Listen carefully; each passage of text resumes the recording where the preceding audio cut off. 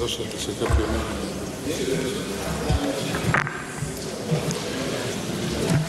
Καλησπέρα σας κύριε Πρόεδρε, κυρίες και κύριοι συνάδελφοι, κύριοι Υπουργοί. Ευχαριστώ που είσαστε εδώ να μας ακούσετε. Θα πω όμως κάτι που συζητούσα προημερών με έναν γιατρό, ο οποίος ήταν γιατρός του Ανδρέα Παπανδρέου. Ήταν πρωθυπουργός ο Ανδρέας Παπανδρέου και του υπέδειξε ο γιατρός, λόγω βεβαρημένης κατάστασης υγείας του, να μην παρίσταται στη Βουλή πολλές ώρες. Και το απάντησε ο Ανδρέας Παπανδρέου ότι στις συζητήσεις σε επίπεδο αρχηγών κομμάτων θα είμαι, ακόμη και μισοπεθαμένος, θα είμαι, από σεβασμό προς τον κοινοβουλευτισμό. Τι είδους παρουσία ήταν αυτή του κυρίου Τσίπρα? Ήρθε και απήλθε. Είπε τα δικά του. Είχε δουλειά. Είχε δουλειά.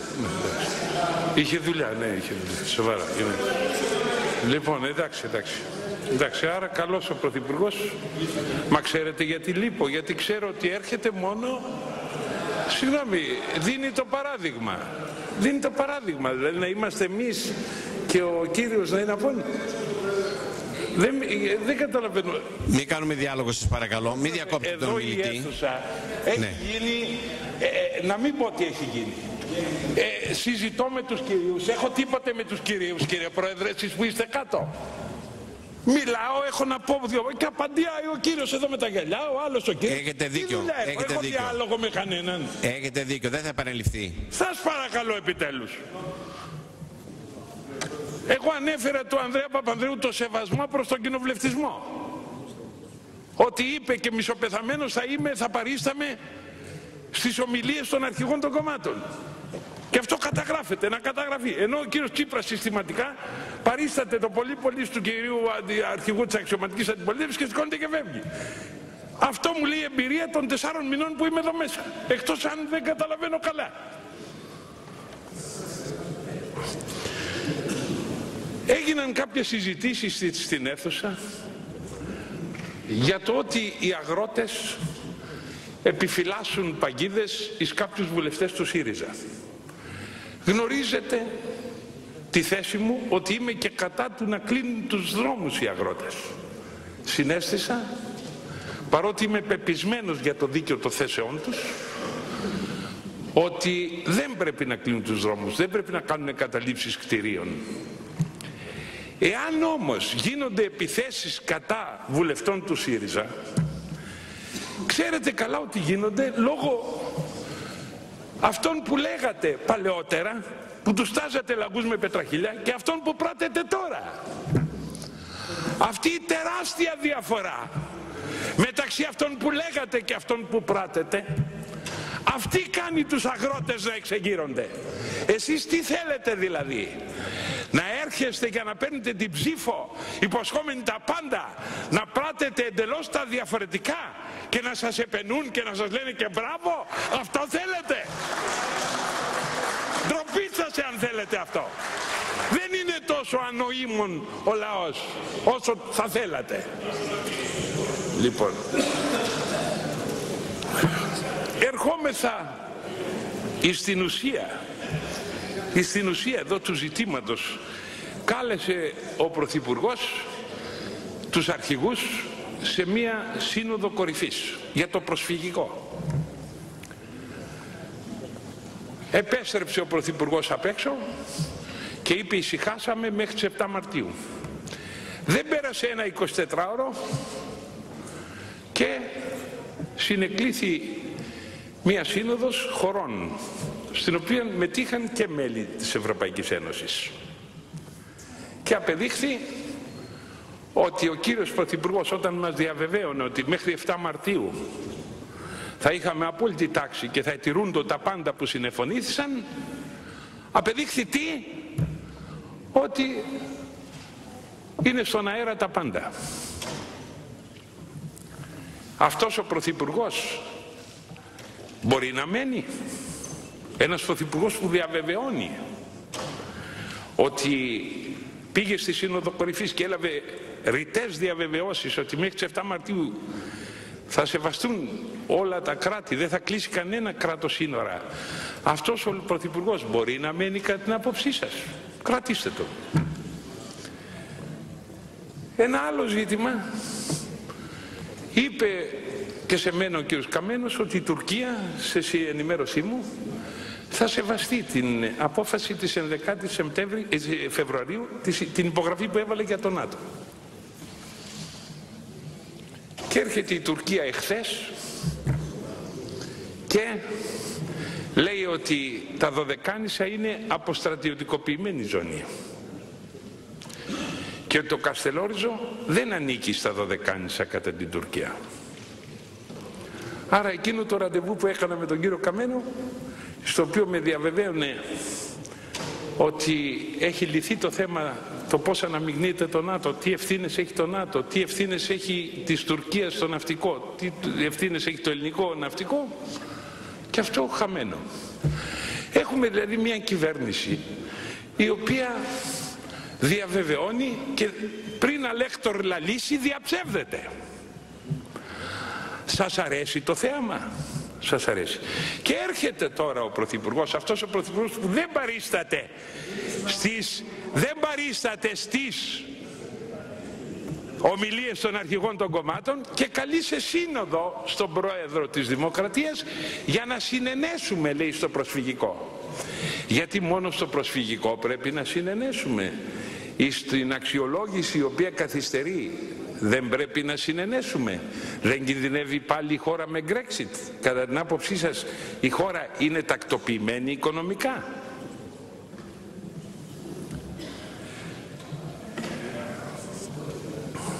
Ο κύριος Πρωθυπουργός ανέφερε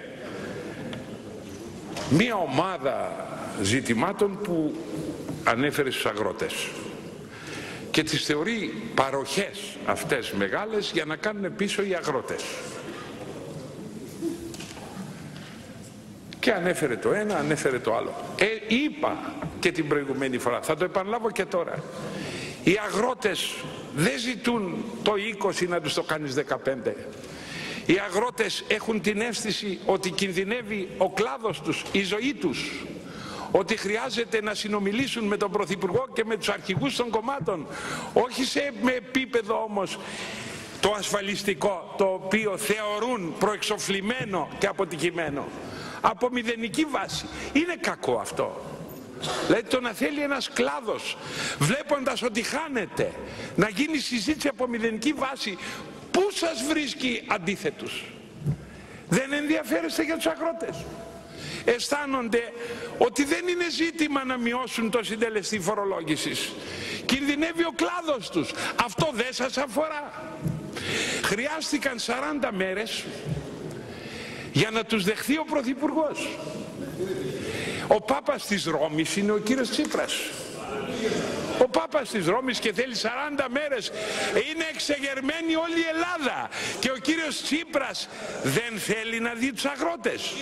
Γιατί διώχνει και μερικούς, διαλέγει ποιους θα δεχθεί και ποιους όχι. Αυτή η εικόνα είναι προς τα έξω.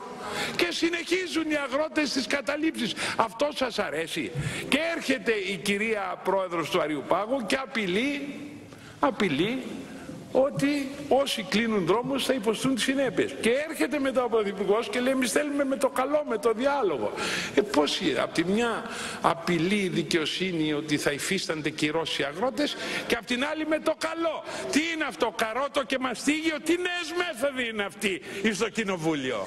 Απ' τη μια τους απειλείτε με κυρώσεις και απ' την άλλη τους καλείτε σε διάλογο. Και είσαστε εσείς που ανεβαίνετε στα τρακτέρ και είστε εσείς που λέγατε όλα δικά τους και υποσχόθηκαν τα πάντα. Ησυχία από κάτω, σας παρακαλώ. Είδατε ότι δεν υπάρχει εδώ. Σας παρακαλώ. Εντάξει κύριε Πρόεδρε. Δεν υπάρχει αίθουσα. Οι κύριοι είναι ταραξίες πλέον. Τέλος πάντων, τι να συζητήσουμε.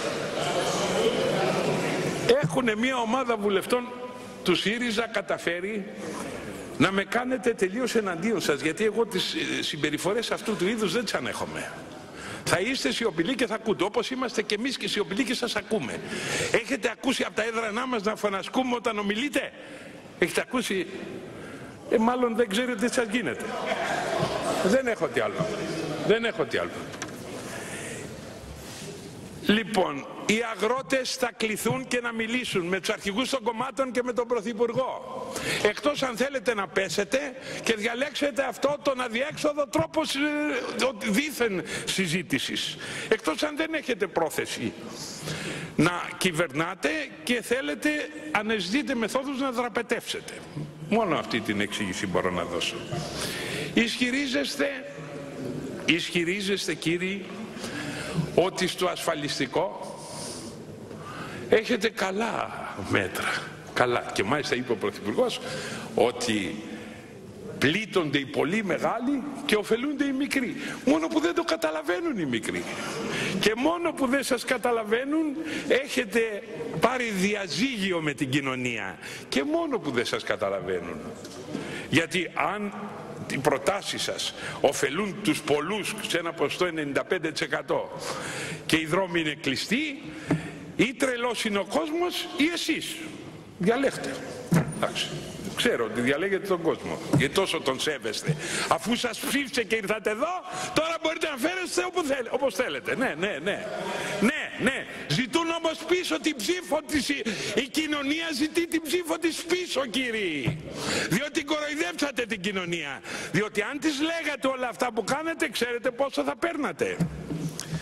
Λέει ο Πρωθυπουργός ότι έχει 3 διαδοχικών εκλογών την έγκριση. Και βάζει την έγκριση με το πρόγραμμα Θεσσαλονίκης του Γενάρη, βάζει το δημοψήφισμα και βάζει την 20η Σεπτέμβρη.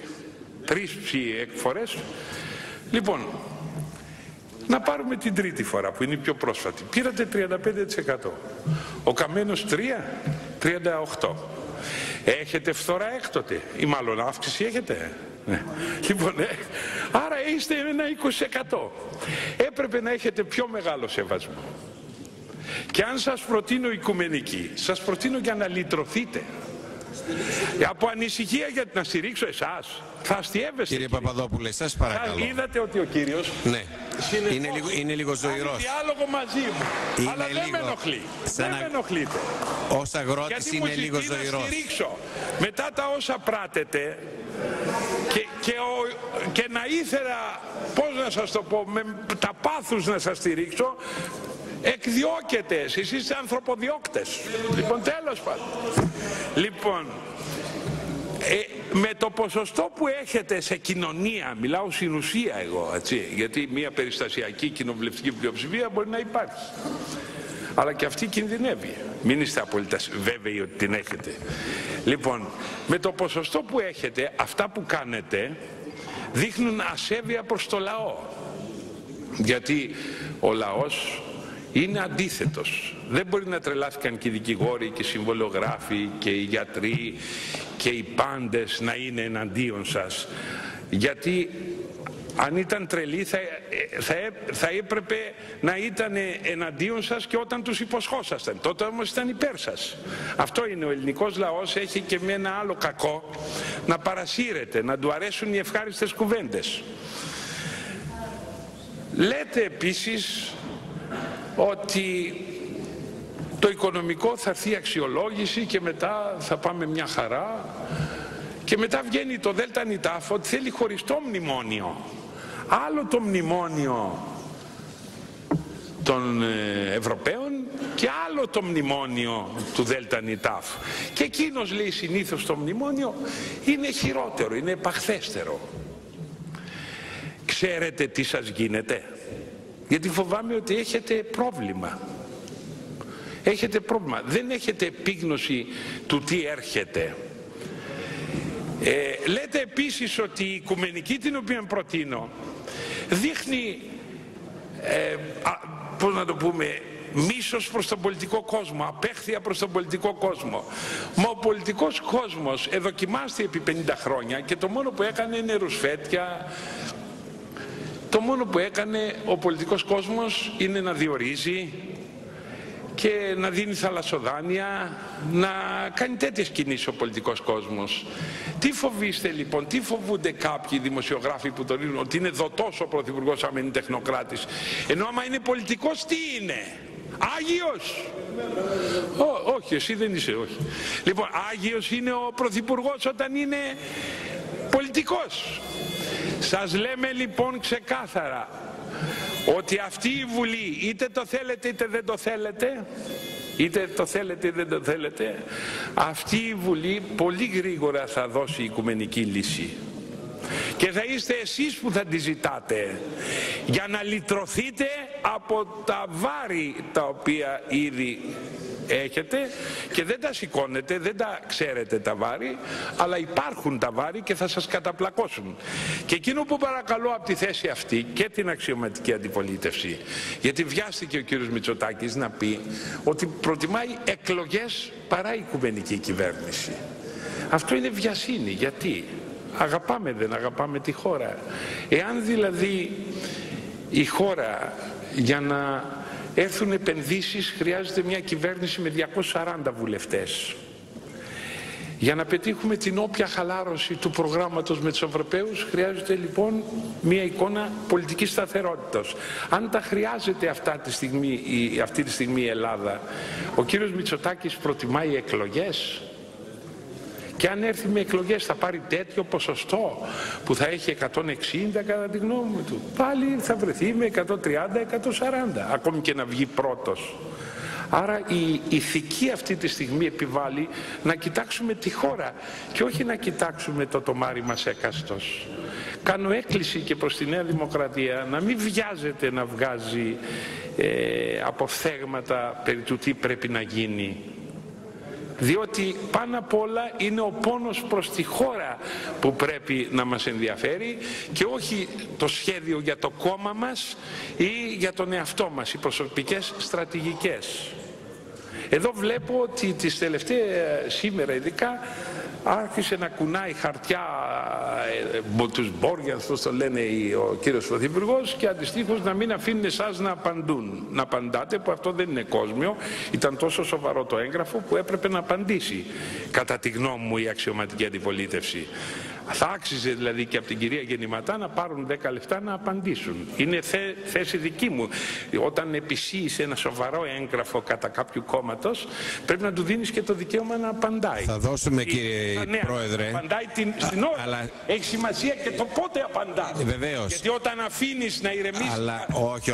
Προηγούνται οι πρόεδροι. Επειδή πρόκειται για αξιωματική αντιπολίτευση. Και είναι αξιωματική. Για το μέρος, ναι. Κύριε Πρόεδρε, για το κατά πόσον δολίως συγκάλυψαν φοροφυγάδες. Καθόλου δολίως. Είναι σοβαρό αυτό που άφησε να εννοηθεί ο κύριος Πρωθυπουργός. Θα το δούμε στη συνέχεια. Κατά τη γνώμη μου έπρεπε να είναι και ο Πρωθυπουργός εδώ όταν θα απαντούσε η αξιωματική αντιπολίτευση. Αυτά είναι πράγματα που πρέπει να αρχίσουμε στην αίθουσα αυτή να τα αντιλαμβανόμαστε. Όταν υπάρχει μια σημαντική κατηγορία, δικαιούται ο άλλος να απαντάει.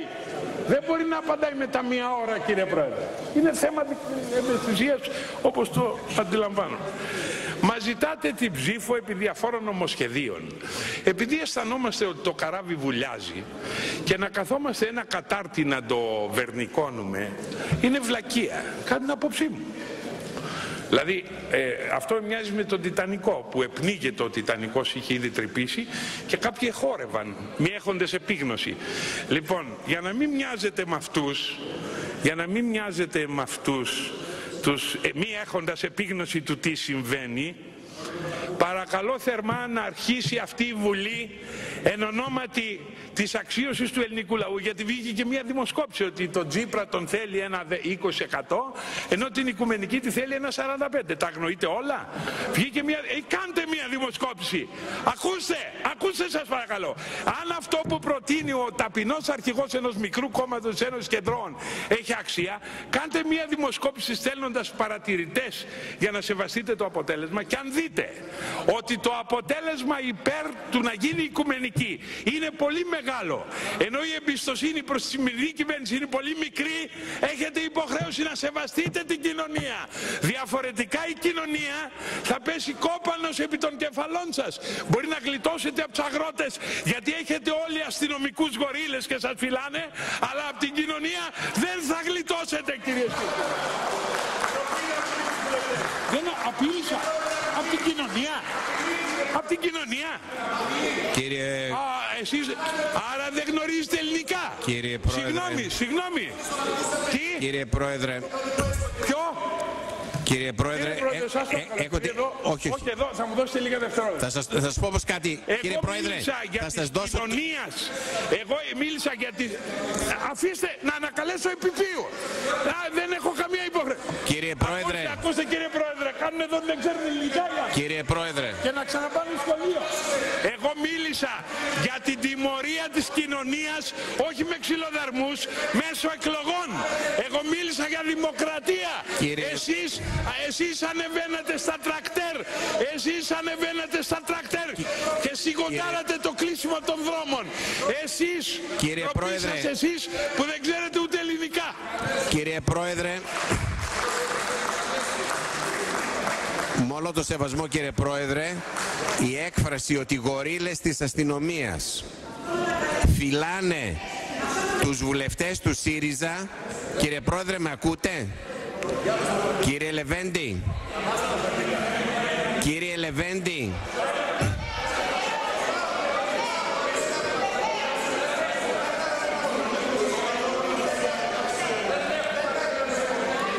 κύριε Λεβέντη, σας παρακαλώ. Κύριε Λεβέντη, κύριε Λεβέντη, κύριε Λεβέντη, κύριε Λεβέντη, κύριε Λεβέντη, κύριε Λεβέντη, είστε ήρεμος άνθρωπος, αλλά αυτό που εκτοξεύσατε προλίγου δεν σας τιμά. Πρώτον, αποκαλέσατε τους αστυνομικούς γορίλες που είναι στη φύλαξη όλων των βουλευτών συμπεριλαμβανομένων και των δικών σας. Θα σας δώσω το λόγο να ολοκληρώσω λιγάκι. Και το δεύτερο, δεν ξέρω, σας παρακαλώ κύριε Μπαλαούρα, και το δεύτερο κύριε Πρόεδρε, είπατε, θα σας δώσω το λόγο, αλλά θα σας δώσω το λόγο κύριε Πρόεδρε, αφού με ακούσετε. Αυτό που είπατε ότι γορίλες αστυνομικοί φυλάνε τους βουλευτές του ΣΥΡΙΖΑ για να μην υποστούν χειροδικία από τους αγρότες, καταλαβαίνετε ότι πρέπει να ανακληθεί, γιατί μοιάζει ως απειλή για να μην πω τη λέξη προτροπή. Για να μην πω τη λέξη προτροπή. Αυτό που είπατε κύριε Πρόεδρε ήταν ατόπιμα. Θα παρακαλώ να πάρετε το λόγο για να ανακαλέσετε και το χαρακτηρισμό γορίλες και την έμεση προτροπή για αποδοκιμασία. Σας δίνω το λόγο. Λοιπόν, έχω το λόγο και σας ευχαριστώ. Για μεν τους αστυνομικούς, όταν είπα ότι συνοδεύουν τους βουλευτές του ΣΥΡΙΖΑ όταν επισκέπτονται διάφορες περιοχές που υπάρχει κόσμος που πιθανόν να είναι αντίθετός τους, δεν έχετε. Και, ναι, αλλά λένε οι τηλεοράσεις ότι αστυνομικοί σας διαφύλαξαν. Αφήστε λίγο να μιλήσει. Οι τηλεοράσεις συνεχώς Αφήστε ότι να μιλήσει. αστυνομικοί παρενέβησαν. Πώς? Λοιπόν, δεν με αφήνε να μιλήσω. Αφήστε να μιλήσει σας παρακαλώ όμως. Λοιπόν, για μεν τους αστυνομικούς δηλώνω το σεβασμό μου, γιατί υπό αντίξωους όρους και χαμηλότατους μισθούς επιτελούν το χρέος τους. Η λέξη γορίλες μπορεί να ήταν ατυχής, αλλά επί της ουσίας εγώ όταν είπα ότι θα τιμωρηθεί ο ΣΥΡΙΖΑ από την κοινωνία, υπονοούσα, επειδή είπε ψέματα πριν, είπε μεγάλες κουβέντες στους αγρότες και σε άλλους κλάδους, και στη συνέχεια με αντιλαϊκά μέτρα τους παραδίδει στην πυρά όλους αυτούς τους κλάδους και θα υπάρξει βαρύτατη τιμωρία. Επ' αυτό δεν έχω να ανακαλέσω τίποτα. Πρέπει να σας πω ότι η πολιτική τιμωρία των πολιτικών προσώπων είναι οι εκλογές και η ψήφος. Χαίρομαι που συμφωνούμε ότι εννοούσατε με την ψήφο. Εκεί εκφράζεται η υποδοκιμασία. Μετά την αγόρευση... Έκλεινε δρόμους ο κύριος Τσίπρας. Καλώς κύριε Πρόεδρε. Την ψήφο. Καλώς. Μετά την αγόρευση των πολιτικών αρχηγών, σας παρακαλώ, για να προχωρήσουμε τη διαδικασία, θα δώσω το λόγο για λίγο Στις κοινοβουλευτικές ομάδες που δεν υπάρχει ο αρχηγός, στους κοινοβουλευτικούς εκπροσώπους έχει ζητήσει ο κύριος Δένδιας, ο κύριος Παπάς, ο κύριος Παπαχριστόπουλος. Δύο λίγων όμως σας παρακαλώ κύριε Δένδια, για 5 λεπτά. Όχι, σας παρακαλώ, όχι. Λείπει ο κύριος Μητσοτάκης, προφανώς θα πάρει το... Ναι, είναι σαφές. Όχι, δεν είναι χάρη, σε καμία περίπτωση. Όχι, σε καμία... Δεν μιλάω ως κοινοβουλευτικός, λείπει ο αρχηγός, οπότε έχει το λόγο. Έχει το λόγο κύριε Δένδια.